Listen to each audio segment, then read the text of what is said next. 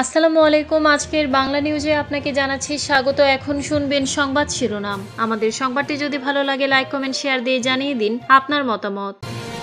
৮ যুদ্ধের ৫টি থামিয়েছি শুল্ক আরোপের হুমকি দিয়ে ট্রাম্প। গাজা ইসরায়েল যুদ্ধ ৪৯৭ বার যুদ্ধবিরতি লঙ্ঘন, ৩৪২ জনকে হত্যা।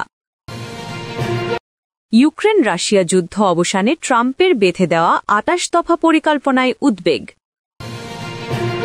ভেনেজুয়েলার আকাশপথ ঝুঁকি ঘোষণা যুক্তরাষ্ট্রের। ইউক্রেন যুদ্ধ বন্ধে জেনেভায় বসছে যুক্তরাষ্ট্রের শান্তি বৈঠক। পশ্চিমবঙ্গে নতুন বাবরি মসজিদের ভিত্তিপ্রস্তর স্থাপনের ঘোষণা, ক্ষুব্ধ বিজেপি।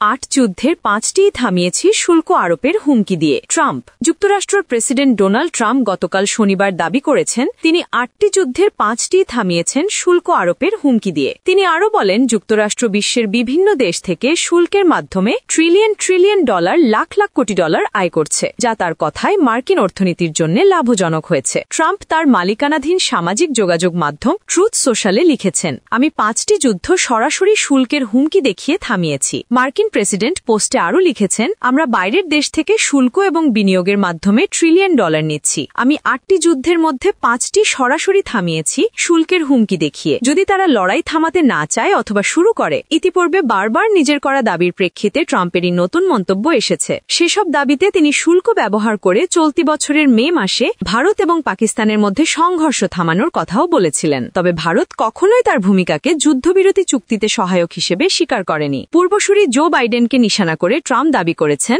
এখন প্রায় কোনো মুদ্রাস্ফীতি নেই, যা তার কথায় স্লিপি জো বাইডেনের ঘুমকাতুরের অধীনে যুক্তরাষ্ট্রের ইতিহাসে সবচেয়ে খারাপ ছিল। ট্রাম্প পোস্টে লিখেছেন, পুঁজিবাজার মাত্র ৯ মাসে ৪৮ বার সর্বকালের সর্বোচ্চ পর্যায়ে পৌঁছেছে। লিওনার্ড লিও, কোচ এবং ওইসব দেশ যারা বছরের পর বছর নিজেদের শুল্ক ব্যবহার করে যুক্তরাষ্ট্রকে ক্ষতিগ্রস্ত করেছে, তারা আর আমাদের দেশকে ধ্বংস করতে পারবে না।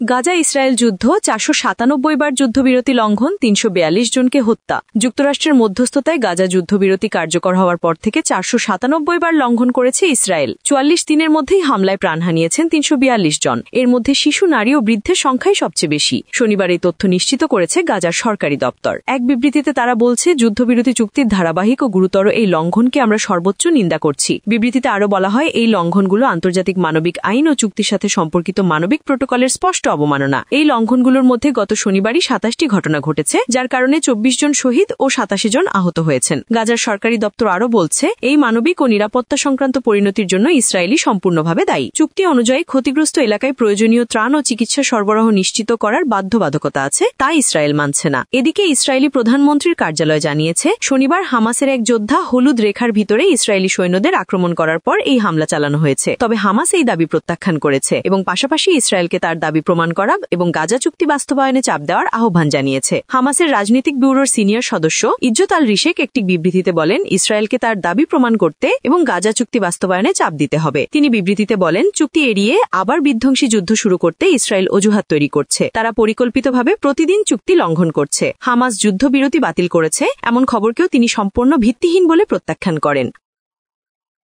ইউক্রেন রাশিয়া যুদ্ধ অবসানে ট্রাম্পের বেঁধে দেওয়া ২৮ দফা পরিকল্পনায় উদ্বেগ। মার্কিন প্রেসিডেন্ট ডোনাল্ড ট্রাম্প বলেছেন, রাশিয়া ইউক্রেন যুদ্ধে অবসান ঘটাতে যুক্তরাষ্ট্রের দেওয়া পরিকল্পনাটি কিয়েভের জন্য চূড়ান্ত প্রস্তাব নয়। ইউক্রেনের মিত্ররা ট্রাম্পের এ পরিকল্পনা নিয়ে উদ্বেগ জানানোর পর তিনি একথা বললেন। গতকাল শনিবার সকালে ইউরোপ, কানাডা ও জাপানের নেতারা বলেন, রাশিয়া ইউক্রেন যুদ্ধ বন্ধে ট্রাম্পের দেওয়া পরিকল্পনায় এমন কিছু বিষয় রয়েছে যা ন্যায়সঙ্গত ও টেকসই শান্তি প্রতিষ্ঠার জন্য জরুরি। তবে এটির উপর আরও কাজ করতে হবে, কারণ সীমানা পরিবর্তন, ইউক্রেনের সেনাবাহিনীর সদস্য সংখ্যা কমিয়ে আনা সহ কিছু বিষয় উদ্বেগের জন্ম দিয়েছে। আজ রবিবার ব্রিটেন, ফ্রান্স, জার্মানি, যুক্তরাষ্ট্র ও ইউক্রেনের নিরাপত্তা কর্মকর্তারা সুইজারল্যান্ডের জেনেভায় বৈঠক করবেন। মার্কিন পররাষ্ট্রমন্ত্রী মার্কো রুবিও ও বিশেষ দূত স্টিভ উইটকফ ও বৈঠকে অংশ নেবেন। যুক্তরাজ্যের পক্ষে উপস্থিত থাকবেন জাতীয় নিরাপত্তা উপদেষ্টা জোনাথন পাওয়েল। এর আগে ইউক্রেনের প্রেসিডেন্ট ভলোদিমির জেলেনস্কি সতর্ক করে বলেছিলেন,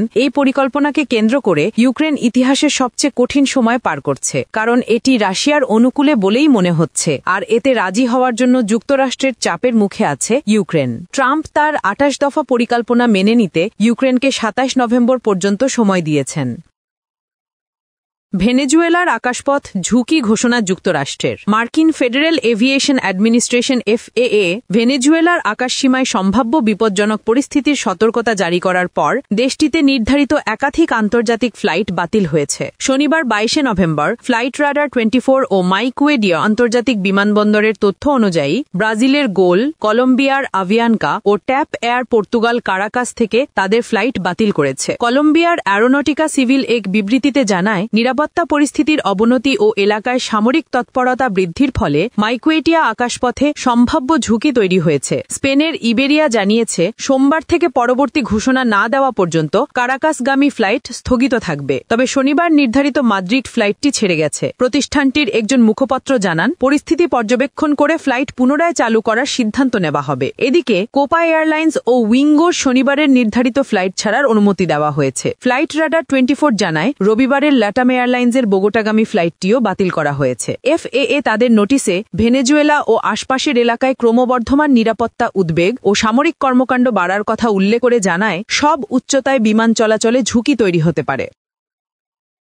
ইউক্রেন যুদ্ধ বন্ধে জেনেভায় বসছে যুক্তরাষ্ট্রের শান্তি বৈঠক। ইউক্রেন যুদ্ধ শেষ করার জন্য যুক্তরাষ্ট্র ও ইউক্রেনের শীর্ষ পর্যায়ের কর্মকর্তারা ফ্রান্স, ব্রিটেন, জার্মানি এবং ইউরোপীয় ইউনিয়নের জাতীয় নিরাপত্তা উপদেষ্টারা বৈঠকে বসছেন। রবিবার 23 নভেম্বর সুইজারল্যান্ডের জেনেভায় ওয়াশিংটনের খসড়া পরিকল্পনা নিয়ে আলোচনা করার জন্য এই বৈঠক অনুষ্ঠিত হবে। বেশ কয়েক বছর ধরে রাশিয়া ও ইউক্রেনের মধ্যে চলা যুদ্ধ বন্ধে আলোচনায় অংশ নিতে বৈঠকে মার্কিন বিশেষ দূত স্টিভ উইটকফ এবং পররাষ্ট্রমন্ত্রী মার্কো রুবিওর উপস্থিত থাকার কথা রয়েছে। গত বৃহস্পতিবার মার্কিন প্রেসিডেন্ট ডোনাল্ড ট্রাম্প কিয়েভকে যুক্তরাষ্ট্রের 28 দফা প্রস্তাব মেনে নিতে বলেন। প্রস্তাবে ইউক্রেনকে কিছু এলাকা ছেড়ে দেওয়ার পাশাপাশি সামরিক সক্ষমতায় সীমা মানতে এবং ন্যাটোতে যোগদানের লক্ষ্য ত্যাগ করতে বলেন। মার্কিন কর্মকর্তারা জানিয়েছেন, তারা শেষ দফা বিষয়গুলো গুছিয়ে নিতে চান, তবে জোর দিয়ে বলেছেন, ট্রাম্প ও ইউক্রেনের প্রেসিডেন্ট ভলোদিমির জেলেনস্কি মুখোমুখি বসা পর্যন্ত কোনো সমঝোতা চূড়ান্ত হবে না। বৈঠকে অংশ নিতে মার্কিন সেনাবাহিনীর সচিব ড্যানিয়েল ড্রিসকল জেনেভায় পৌঁছেছেন এবং ইউক্রেনও তাদের অংশগ্রহণ নিশ্চিত করেছে। ইউরোপীয় দেশগুলো বলছে, যুক্তরাষ্ট্রের এই পরিকল্পনা আলোচনার ভিত্তি হতে পারে, তবে আরও কাজ প্রয়োজন।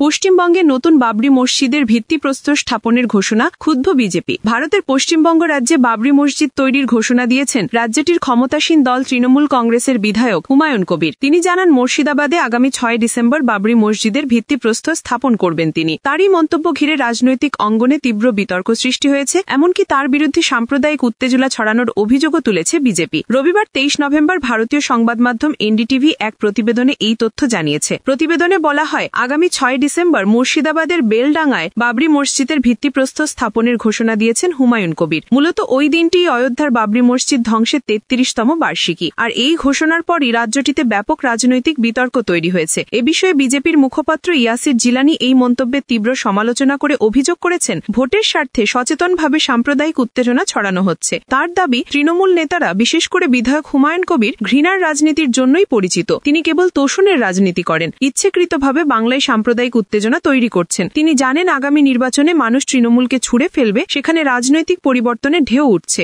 এই অস্থিরতার কারণেই হুমায়ুন কবির এবং তৃণমূলী শীর্ষ নেতারা ভোট ব্যাংক বাঁচাতে মানুষকে বিভ্রান্ত করার চেষ্টা করছেন। এর আগে বিধায়ক হুমায়ুন কবির বলেছিলেন, আমরা 6 ডিসেম্বর মুর্শিদাবাদের বেলডাঙ্গায় বাবরি মসজিদের ভিত্তিপ্রস্তর স্থাপন করব।